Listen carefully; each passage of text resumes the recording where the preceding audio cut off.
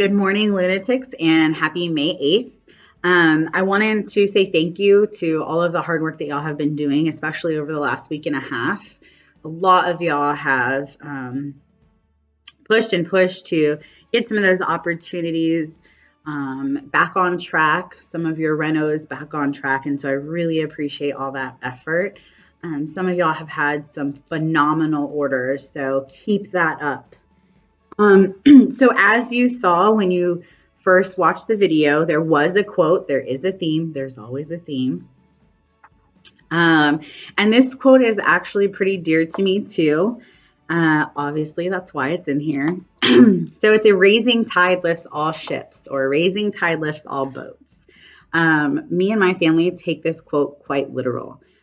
This is, like I said, it's a very dear and near to my heart. It's on every resume I have because I truly believe in that. The overall theme is, raising tide lifts all boats or all ships. It's more about teamwork, right? To me and my family, that's how we take it. The 100% that I give to my work and to my role as a mother, to cleaning the house every day, the same thing with my husband. It actually lifts the quality of life for our family here at home. But when I started doing a little bit of research on how I can intertwine this with the content that I'm going to be sharing with y'all today, I thought it was pretty funny because this quote came from a certain president, and it was from the idea that an improved economy will actually help all participants involved. And how ironic that our economy slowly is starting to reopen up, and things literally are being raised as far as stay-at-home orders in different states. So I just thought that was really fitting for what we're about to delve into. I have been looking through, your portfolio, looking through your productivity, and really trying to see how we can improve our number in Q2, how we can recover some of that loss that we had due to COVID-19. And I've got a pretty decent amount of stuff here, so I hope that you enjoy it. The first thing that I do want to talk about is, as your leader, I understand that COVID-19 impacted you in your pipeline. It impacted you in some of the things that you were expecting to close last month. But the rainbow at the end of this storm is that things are slowly phasing into what we would call normal, right? So fortunately for us, sales is not about one call or one meeting. It's not about a short-term solution either. We are relationship sales. And especially in times like this, a relationship sales is what keeps you viable. It's what keeps you valuable to your customer. You're not just a vendor, you're a partner with them. And I say that a lot to y'all, but it's because I truly believe in that. If you position yourself to be a partner instead of just a vendor, they're going to take your suggestions and the pitches that you do really to heart. They're going to respect your opinion quite a bit more. So, how do we have some year-over-year growth? How do we do our year-over-year growth and try and recover from Q1? It's very easy. Ted outlined it in his call the other day. It all goes back down to RPCs. The more RPCs we have, the more conversations that we have in regards to pitching, the higher probability you're going to walk away with either a quote or or even an order. And so obviously that equates to higher sales margins and year-over-year growth. I want to take a step back. Now, in order to get RPCs and in order to get 25 RPCs, you're going to have to do outbound calls. We've all talked about this. And your outbound calls aren't going to be a minimum of 45, right? I've told y'all minimum 50 50 outbound calls need to be made. Because what happens is you may not have 25 calls right now.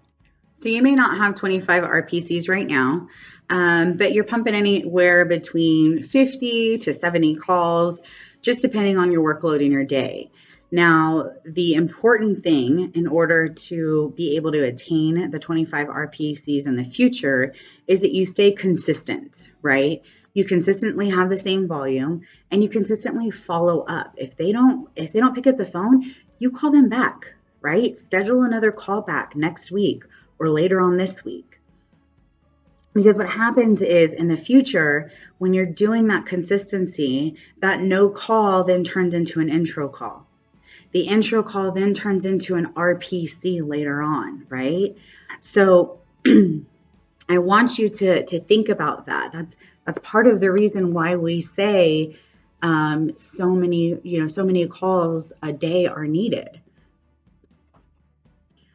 So like I said, year over year growth, it's going to go down to RPCs. That's why Ted made the announcement that he did. And I truly believe that all of us can increase our RPCs and our average order size.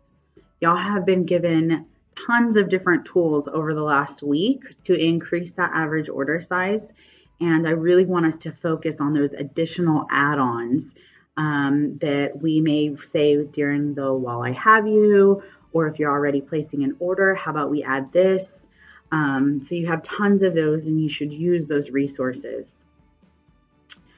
Another thing that I wanted us to kind of take a look at was what is the best way to move forward in, after our recovery mode.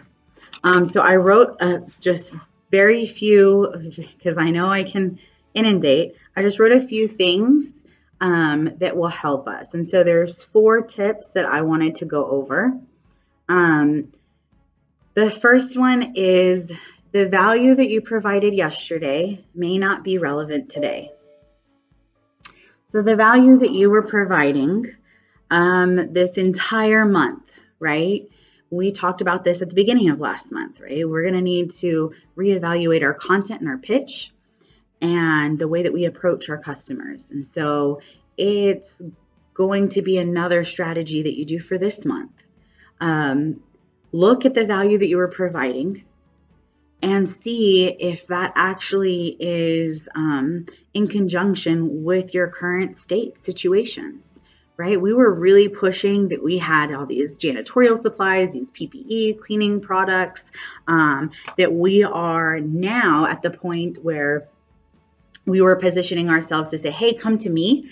You don't have to go to HD or Home Depot Pro. You don't have to go to Lowe's. Don't get exposed any more than you have to. Well, now states are opening up. People are feeling like, well, it's clearing up somewhat, so maybe I won't get as exposed.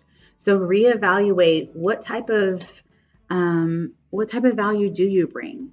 Is it, hey, I stuck with you during this COVID-19? Is it, hey, I was there for you when those vendors that you had been ordering from for the past year and a half weren't, right? So just take a look at that. And then I also touched on reevaluating your content. Reevaluate your pitch, reevaluate your intro, reevaluate your emails that you send out.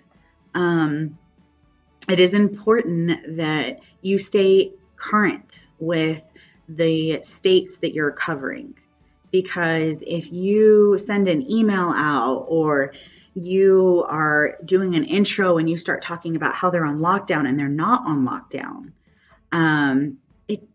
it doesn't really bring a sense of trust to the conversation that you know what you're talking about. So look at that. So we have, what value do you bring? Reevaluate your content. And then the third one is collaborate, don't pitch, right? So I do want you to pitch, and I want you to pitch via Level Up, but I want you to be more collaborative. And so when we're talking Level Up and what that looks like, your GV statement can say, it can be something like, hey, Mr. Customer, today I'm calling you to talk to you about your HVAC business. And I want to see if we can work together to find the best solution possible for the filters. I've noticed that you buy a lot of, R22 from us, and that you're not buying filters from me. So I wanted to talk about both of those things and what that's going to look like in the future for your condensing units, right? So you still have your GV statement, but you're including the customer in the way that the conversation is going to go.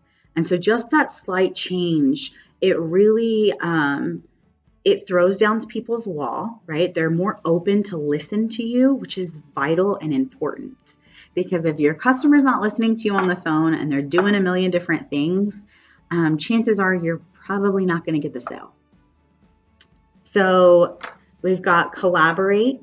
We're still using level up. It's just tweaking slightly some of that opening conversation. And then don't lose your low hanging fruit. This is a big one. So our low hanging fruit, we have quite a bit of it. You have a hit list for HVACs. You have a hit list for your buy more, save more. Your abandoned carts. And then you also have campaigns for buy more, save more, and also for my lower price. So take a look at those things. We talked about Jansan over the course of this month. The best way to sell Jansan is to put it in a subscription. This is our new normal. It's going to be our new normal for a while. COVID-19 is not going away next month. It may not be going away until the end of the year or 2 years down the road. It really depends on vaccination. So talk to your customers about, moving forward. I feel like this is going to be our new normal, to be more careful and be more clean, have the protective equipment we need and that our customers need. And so I'm really encouraging some of my customers to do some subscriptions on their janitorial supplies and some of their PPE equipment, because it's one less thing that you have to worry about when you have it already every 2 or 3 months. It really depends on you. But we can take a look at that on the website. So if you want to get on real quick, I'd love to talk you through some of that, right? So that's low-hanging fruit for sure. If you can get something on a subscription, that's less work that you have to do. So we have, what value do you provide and is it relevant today? Reevaluate your content, collaborate within your pitch, and don't lose your low-hanging fruit. It's just 4 things. This is 4 things that can help you in working smarter and not harder. Because I know that all of us feel like we're working 200 to 300% right now. And maybe this will help you out. I wanted to give just a few heads ups. So I do think it's vital that we approach every top link and we approach every state. Just because one sister property says that they're not buying, don't exclude that whole top link. Because it just may be that property doesn't have enough of a budget where the other property, the sister property that is doing, they're doing leases, they're able to do unit turns and get them done quickly. Just make sure that you're not excluding something. The same with the states, right? Maryland is partial, I think it's Maryland, is partially open.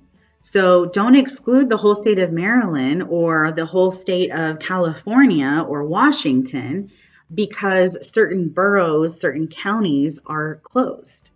And this is something that I think it's important that we listen to is everyone is experiencing some degree of change right now. And it's going to vary depending on the role depending on geography, depending on our industry also.